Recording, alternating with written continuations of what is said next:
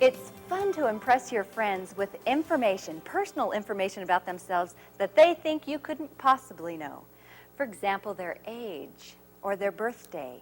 Now, you might know your close friends' age and birthday, but people that you've never met or other people at school or at work. So let's take you through a few exercises and you can learn how to do this yourself. The first thing I want you to do is write down a 4-digit number consisting of your month and date. Now, I'm not looking at it. So, for example, my birthday is November 5th. If your birthday was August 8th, it'd be 0808. All right? I'm not watching, but go ahead and write down your 4-digit number. You're going to get your math workout because now I want you to multiply it by 2.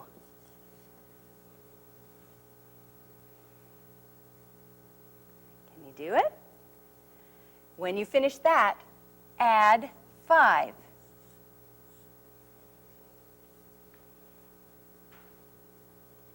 All right, get ready to multiply because you're going to multiply that total by 50.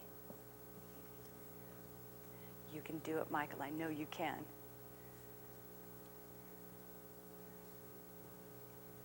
Take your time. It's important that you do the math correct. Have you got it? I still hear pencils going, so I'll wait just a moment. All right. The next thing you need to do is add to it your age.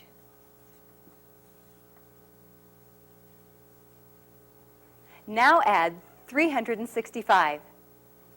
And for your final step, subtract 615. You're getting your math workout. All right, when you have finished, turn your paper over. I don't want to see any of your totals before. I still hear pencils going, so I won't look. Okay, now I haven't looked at anyone's sheet, but let's have Carrie.